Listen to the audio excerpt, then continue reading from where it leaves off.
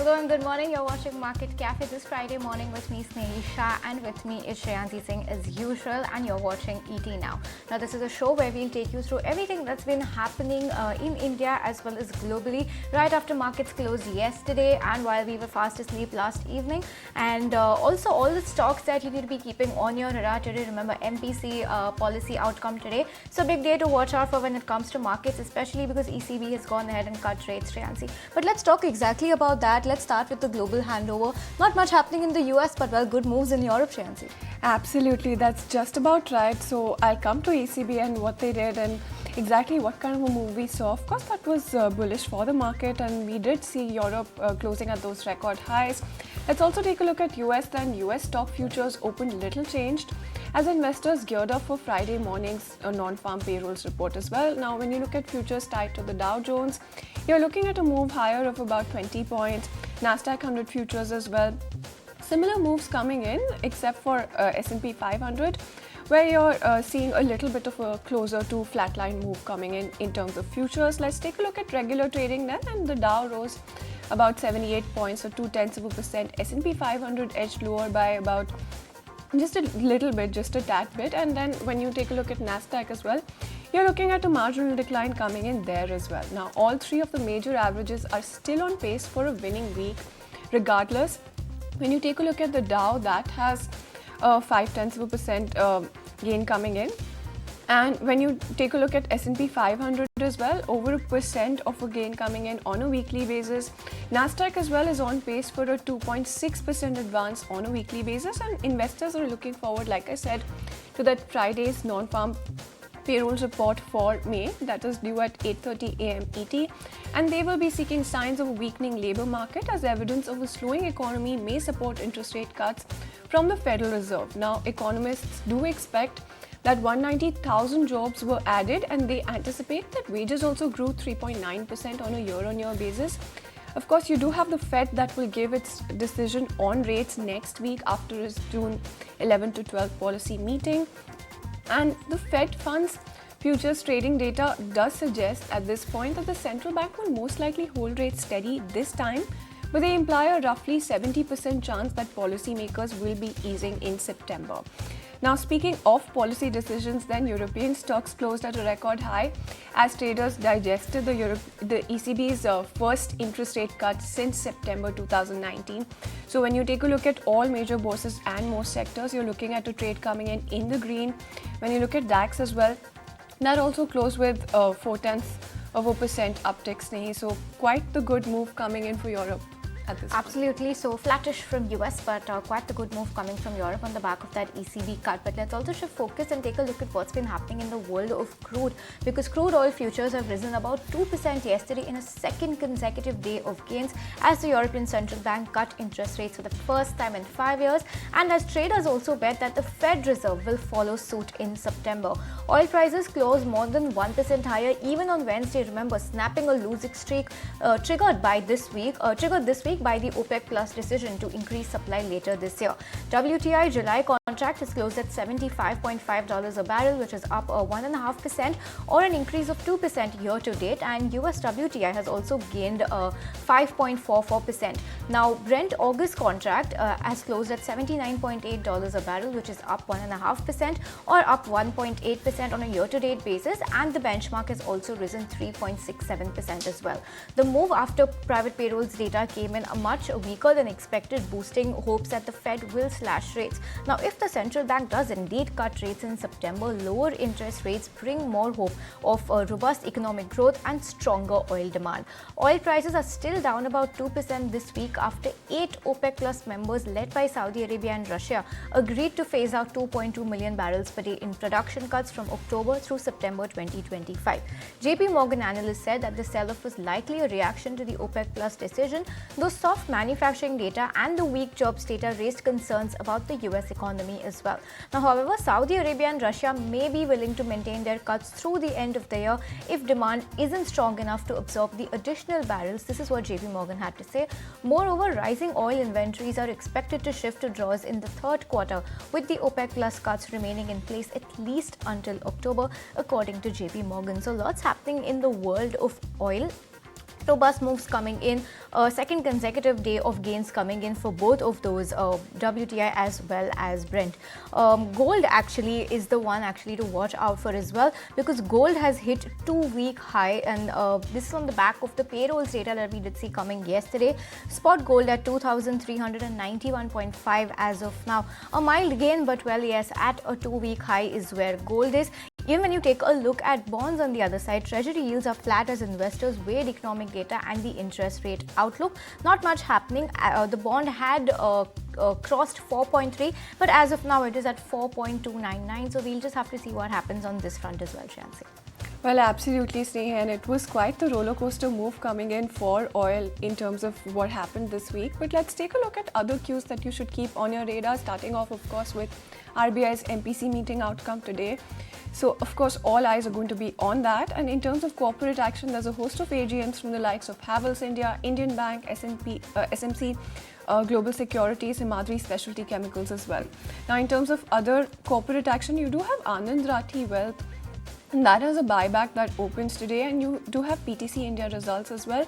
Now, it's the last day to buy a host of counters to be eligible for dividends, so the likes of IndiaMart, Intermesh, Home First Finance, ICICI Lombard, Uno Minda, Indian Hotels, and even a JM Financial and SMC Global also make it to that list. Now, the lock-in period does end for Mukka Proteins, so keep an eye on that one as well. So that is a host of action that you should be keeping an eye on this morning. Well, yes, lots to watch out for. The biggest event of the day being Shakti Kanta Das's commentary when the MPC outcome does come out today. So we'll be keeping a very close eye on that as well. But let's kickstart the coverage on the biggest global stories this morning. And the European Central Bank has cut its key rates for the first time since 2019.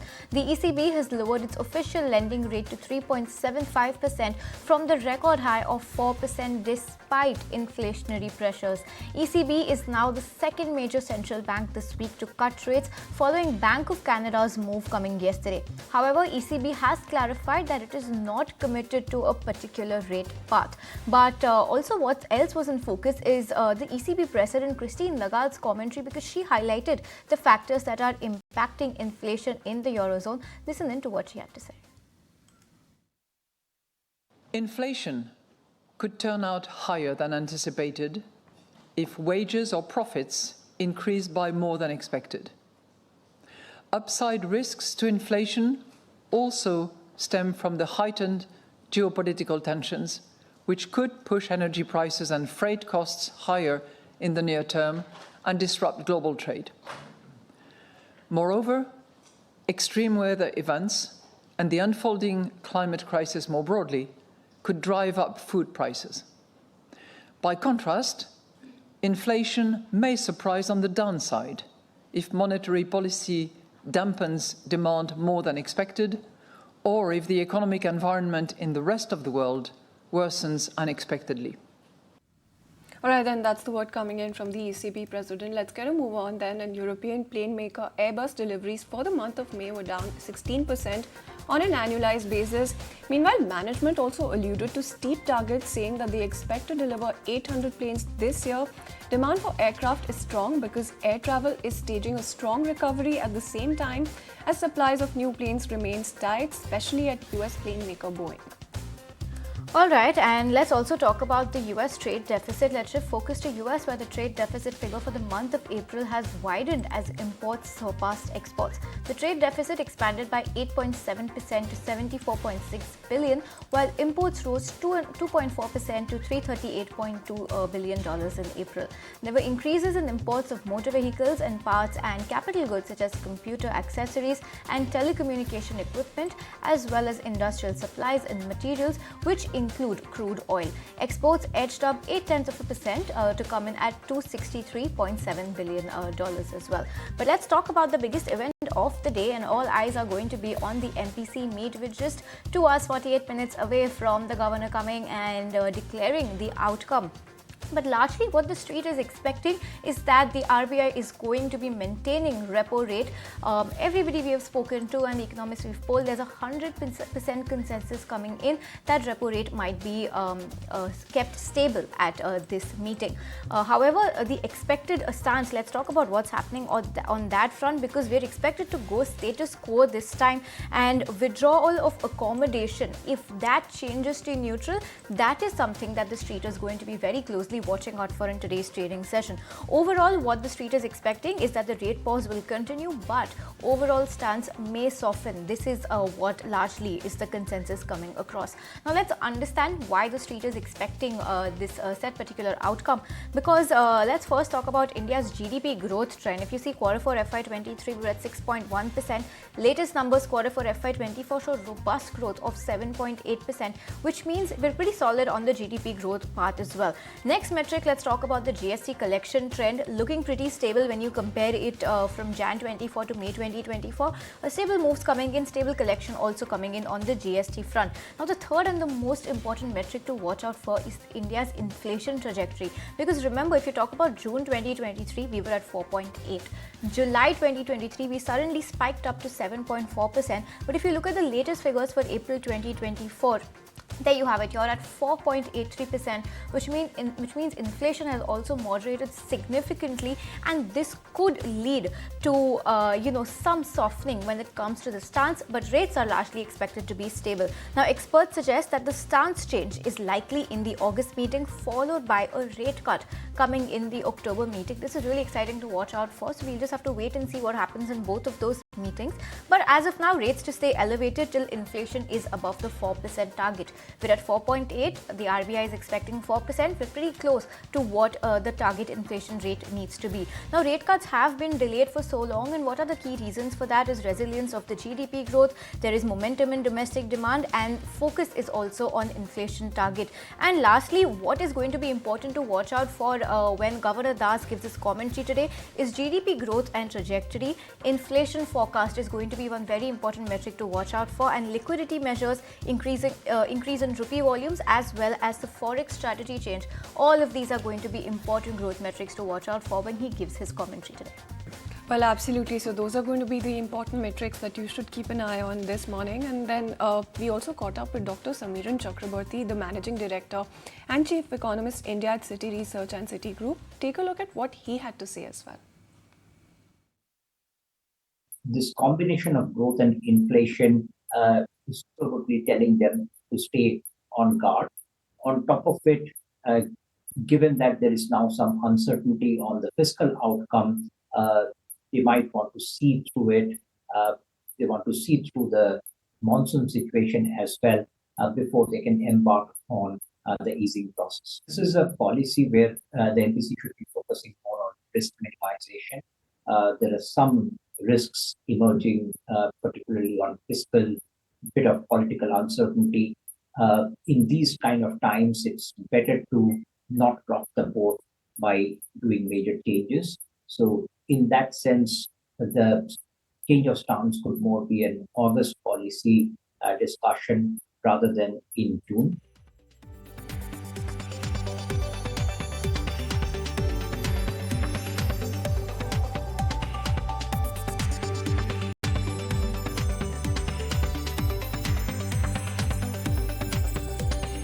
Well, all right, all eyes are going to be on that MPC policy outcome today. But viewers, before that, we'll slip into a very short break on this edition of Market Cafe. When we return, we'll take a look at how the Asian markets are faring as of now. So you stay tuned.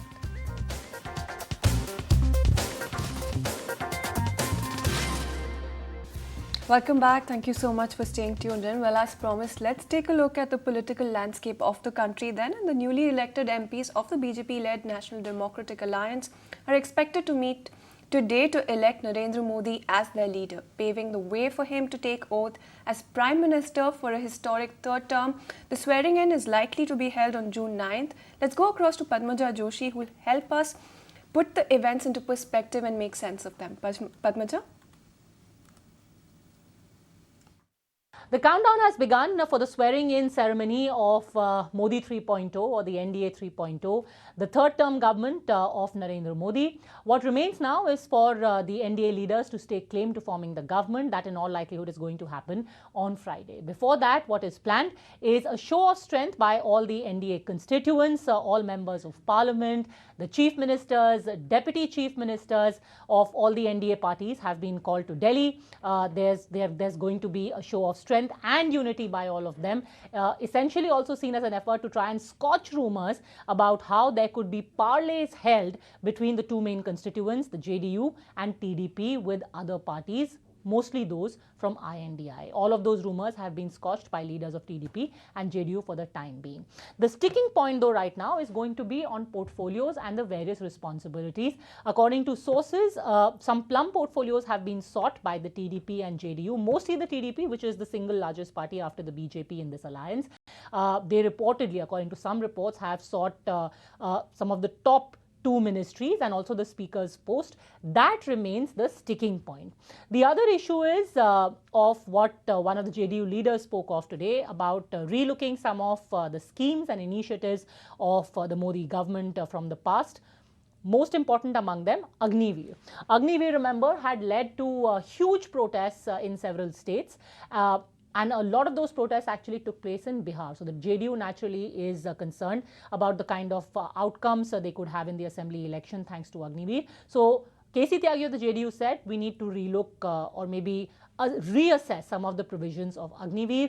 However, government sources have said that no unreasonable demands are going to be heeded to by the BJP. All the alliance partners will be taken together, but no unnecessary or impractical concessions will be given. So basically, it is Sunday that the swearing in is likely, and before that, all of these creases will need to be ironed out. All right, Padmaja, thanks for joining us and giving us this update on what's happening on the political front. But as the roads for the BJP-led NDA government at the centre looks clear, the discussion and negotiations are now focused on the key berths and ministries. While JDU and TDP, the key allies of the BJP in the NDA, are eyeing for some plum posts, reports say that the largest party in the alliance, the BJP, wants to keep the most important ministries with itself. We caught up with the key party spokespersons of BJP, Congress, JDU as well as TDP, who shared their clarifications and takes on what the Modi 3.0 cabinet could look like. Listen in. There will be no divergence at all. I think we will strike the unanimity, and Mr. Chandrababu Naidu and Mr. Modi enjoys a very great amount of rapport. If there is a need for recalibration of certain policies which were not very conducive, I'm sure BJP government or NTA government is sensitive enough to understand the aspirations of the people of Andhra Pradesh. It's a very sensitive state. I mean, it has got, like, look at the portfolio. Agriculture is almost 40%. The services are 41%. So there is a very high degree of, the irrigation, what kind of acreages you are going to irrigate. I think it's a very important from the agriculture point of view. So Mr. Modi will be, I'm very sure, will come out with a win-win solution. And the project will get completed on time. On the 13th, Mr. Amit Shah clearly says buy shares before the 4th of June. Then on 19th of May, Mr. Modi says the stock market will break all records on 4th June. Then you have the exit polls on the 1st of June, which was saying 350, 380 for the Bharatiya Janata Party alone. And after that, what we see is that share markets, the prices go up, as well as the share market does well on the 3rd. And on the 4th, it crashes and people lost 30 lakh crore. That's the truth. So why an exit poll? I mean, we were saying at that point when the exit poll came out that this exit poll is nonsensical, because we were on the ground and we all know that this exit poll is nonsensical. So that is why we were very clear that this will not work, and we are right about what is happening. Why did Amit Shah say, please, to the people to go and buy shares before the 4th of June? Yeah, the key economic reforms are likely to be dated under the coalition government, as all India allies have extended their support to the BJP and Prime Minister Modi to form the next government. Along with that, India partners have supported PM Modi's vision to make India developed by the year 2047. In addition to that, Telugu Desam Party, which is one of the biggest allies under NDA, is in favor of next generation reforms to create new opportunities for the consumer and the industry. Along with that, what we are also learning from our sources in the power corridors, that the key economic reforms such as amendments in IBC Act, along with that reforms related to capital and digital public infrastructure to taken forward.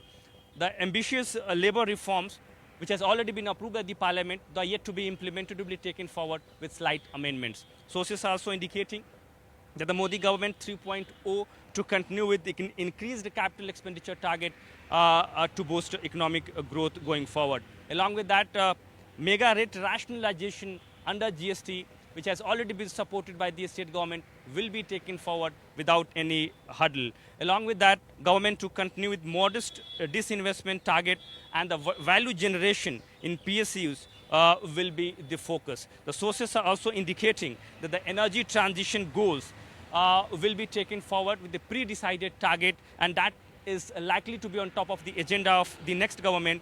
Last but not the least, the sources are indicating that the manufacturing growth through PLI schemes to be continued, with most sectors on radar. Back to you.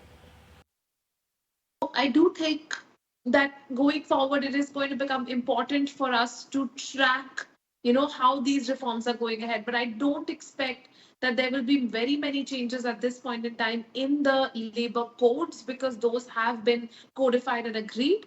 But in the implementation, we might see roadblocks. TDP in a very strong position could ask for, a larger piece of the pie when it comes to manufacturing and, attracting investors to the state. And similarly with Bihar, again, a state which is primarily agrarian even today, could want to have a bigger piece of the pie when it comes to manufacturing. On GST rationalization, again, quite unlikely to see very many changes. But on tax rates, specifically of certain agricultural commodities and, looking at, in the food processing space, and also looking at how the tax rates are being set for corporate taxation, that is something which is a matter of debate, especially corporate taxes. All right, well, that was everything that's been happening on the political spectrum, but let's step away from that and come back to some market-related news. And in after trading hours yesterday, SEBI has issued a show-cause notice to PB Fintech's chairperson and CEO Yashish Dahiya over a Dubai investment made in 2022. My colleague Ankur is joining us with more details on this. Ankur, good morning. Thanks for joining us. Help us understand why the show-cause notice has been issued and the impact it could have on the company's stock performance today.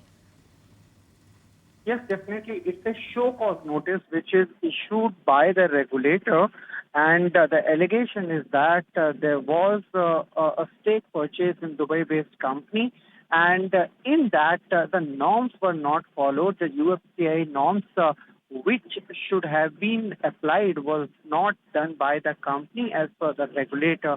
Now, regulator has sent this show cause notice, and the company needs to respond to it. When we told there is no material impact of this news on the company. However, company is taking legal recourse to see what they can reply to this particular observation which has been made by the regulator. But all in all, it is in process when the regulator wants to take any action on a company. This kind of show cause notice is sent to the company, and after that, if it is satisfied with the reply, then no action is taken. However, if at all regulator feels that there is more action which is warranted, that can be done by the regulator. So we need to wait and see what kind of reply company sends, and after that, regulator may decide upon final action. Thanks, Ankur, for that update coming in. But while you're with us, also tell us about SEBI's administrative warning to ICICI Bank, because they've talked about how the bank's outreach to some shareholders was inappropriate according to the SEBI. So what exactly is that about then? So it is an administrative warning which has been given by the regulator, which means that it is an observation which has been made regarding bank. Remember, there were several complaints by the shareholders of ICICI Securities as well as ICICI Bank, that there were calls which were made by the bank to vote for passing of delisting. And after that, a regulator came into action and they investigated the complaints which were made by the shareholders. And now a warning is given to ICICI Bank that you should take action on the employees who were involved in it. Now, it is interesting that regulator has also given a timeline within which the company needs to reply. The bank needs to submit its action taken report to the board, and after that board meeting happens, within 10 days they have to reply to the regulator. So again, it's an administrative warning which has been issued by the regulator, and ICICI Bank now needs to take the action on its employees. All right, Ankur, thanks so much for taking us through both of those news spaces, ICICI Bank and PB Fintech, to be in focus on the back of those news flows. Now, amid discussions on portfolio allocation and government formation, the BJP led NDA to hold a meeting of its newly elected MPs at the Central Hall of Parliament. My colleague Prakash is joining us with more details on this. Prakash, take it away. Yes, an important day today as amid ongoing discussion of portfolio allocation, NDA partners are going to hold a very crucial meeting today in the national capital, where some important decision would be taken, and that will pave the way for the formation of the next government at the center. All the NDA's elected members of parliament are going to assemble today in the parliament. A very crucial meeting is scheduled where the Narendra Modi would be elected as leader of NDA parliamentary board. That means Narendra Modi will lead NDA in the Lok Sabha. Along with that, what we are also learning from our sources, that on this occasion, Prime Minister Modi will address the gathering. He will address the elected members of parliament coming from the NDA fold. After that, we are given to understand that Prime Minister Modi, along with his key NDA partners, will proceed towards the President's house, where he is likely to stake a claim to form the next government. So that's an important development coming in, which is expected later today. And on 9th of June, Narendra Modi is expected to sworn in as the Prime Minister of India for the third consecutive term. All right, thanks Prakash for all of those important details. Well, Snehi, at this point, it does look like all roads do lead to Delhi at this point, right? They do, right? Now we do have some clarity about when the swearing in is going to happen, so it's going to be a key event to watch out for. We've had a hectic week. Seems like the weekend is going to be equally hectic as well, chances. Well, absolutely, especially with the swearing in on Sunday, the weekend is definitely going to be very hectic. But as of now, let's take a quick break. We'll come back with some more news and updates.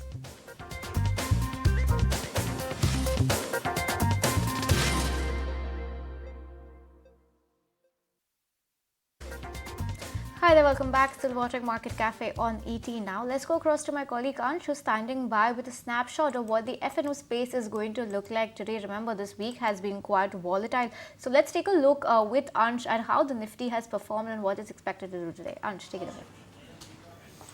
Yes, so starting with Nifty first, as you can see in the chart as well, Nifty has been advancing for second consecutive session, and we have recovered around 65% of that election result day decline. So this is a positive news that we have recovered 65 only in 2 sessions. If we talk about index futures, we are seeing that open interest has jumped by 4%, indicating long build-up. Again, a positive sign in index future. Whereas if we talk about index options, we are seeing very strong call buying happening at the psychological level of 23,000, indicating very strong support around this level, and we are expecting actually Nifty to go above this level.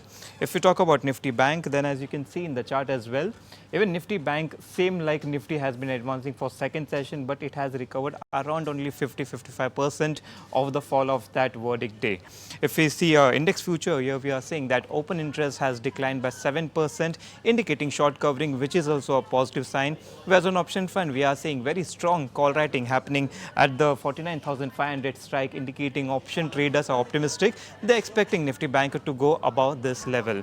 If we talk about F&O stocks that are in focus, then we are seeing very strong long build-up happening in Biocon, Exide Industries, Aditya Birla, Manappuram Finance and Granules, where a short build-up for Asian Paints and Ipca Lab. So keep an eye on the stocks.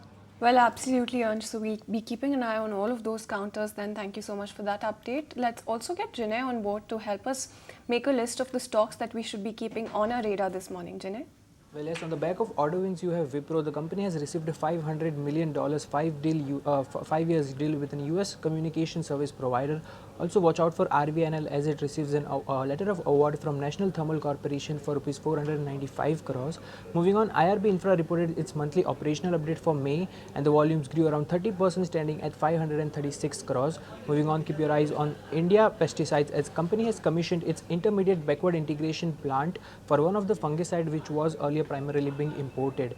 Moving on, United Breweries launches a Queenfisher premium lager beer in Maharashtra. And lastly, keep your eyes on Valor Estates, as the company has approved a sale of 50% stake in Bamboo Hotels and Global Center for 141 crores and 100% stake sale in a Goan hotel and realty for around 60 crores. Also, the company will be doing a demerger of its hospitality business and will be listing separately on the stock exchanges, and the company will be named as Advent Hotels International. The shareholders will be getting holding one share of Advent Hotels for every 10 shares of Valor Estates. The scheme is expected to be completed by early 2025. All right, thanks, Jinay, for that update coming in on the stocks that we should be keeping on our radar this morning. But let's get some brokerage views then. And Jefferies came out with their greed and fear note, and in that note, they're talking about how they're going to be looking at shaving the weighting in public sector companies in the long-only India portfolio. Now, let's also take a look at the weightings cut that they have coming in. So, the weightage cut by 1 percentage point is coming in for ICICI Bank, SBI, as well as REC and Coal India. And also, they're talking about introduction with 4% weightage. So, they're introducing an investment in Policy Bazaar at a 4% weighting. So, that is also key to watch. And in terms of their weighted check, then let's take a quick look at their portfolio. And as for the Asia excluding Japan long only portfolio, the investment in JSW Energy will be increased by 1 percentage point by shaving the investment in SBI as well. So that is the update coming in from Jefferies, Snehi. But which are the ones that you're taking a stock of at this point? All right, so well, that's the word coming in from Jefferies. Let's also take a look at what the brokerage of Z is. The brokerage note on Z tells us this morning. And CLSA has come out with a note. Remember, that stock did pretty well. It was up almost 5% yesterday after there was an announcement that the company has approved fundraising of 2,000 crore rupees. Now, on the back of this, CLSA has retained an underperform stance on the stock. The target is at 150 rupees per share on a 12 times price to earnings. Now, the company is looking to fortify ahead on increased competition. This is what they're saying. Low promoter ownership of 4% remains the key challenge, is what CLSA is flagging off. And Q1 will likely see most of the one-time higher costs, is also what CLSA is penciling in when it comes to Z Entertainment. On the back of this note, they've retained underperform stance and target at 150 rupees per share. That's CLSA's note on Z Entertainment after the fundraising announcement. Well, absolutely. And let's get started by looking at some more other news updates as well. Congress leader Rahul Gandhi will be appearing before a Bengaluru court in the BJP defamation case. The lawsuit relates to Pay CM campaign launched by Congress ahead of assembly elections in Karnataka last year. So that's an update coming in from Rahul Gandhi. And let's also take a look at some more political updates. Then Aam Aadmi Party is announcing to go solo in Delhi Assembly election scheduled for the next year. The party cleared the air that the tie-up with Congress was only for the Lok Sabha polls. The announcement comes days after the BJP swept all 7 Lok Sabha seats in Delhi. Moving on then, food safety officials raided a Blinkit warehouse in Hyderabad over food safety violation concerns. During the raid, officials are said to have found numerous violations. According to the Food Safety Department, the raid revealed a lack of basic hygiene protocols at the warehouse. Well, and in other news then, British tech tycoon Mike Lynch was acquitted on all 15 fraud charges that he had faced over the $11.1 billion purchase of his company Autonomy by Hewlett-Packard in 2011. Remember, he was accused of inflating sales, misleading regulators and duping his eventual buyer. Moving on then, streaming giant Netflix has been sued in a $170 million defamation lawsuit. The lawsuit has been filed after a Scottish woman said she was defamed over her portrayal as a stalker in the hit mini-series Baby Reindeer. Moving on, let's talk about sports, and a sloppy Pakistan was stunned into submission by the United States in a nail-biting contest in Dallas. Put into batting first, Pakistan managed to put 150 runs on the board, which was levelled by the USA. Very interestingly, there was a super over clash. USA set a target of 19 runs, but Pakistan fell short by 5 runs on that target, and USA won that match. And 12C Jasmine Paolini advanced to her maiden Grand Slam final after beating Mira Andreeva in the French Open. Paolini also became the first Italian woman to reach a Grand Slam final in nearly 9 years. Alright, then with that, we're completely timed out on this edition of Market Cafe on ET Now. From me, Shreyansi Singh, Snehi Shah, as well as the entire team that put this show together. Thank you so much for tuning in. You don't go anywhere because the market takes all of the action forward.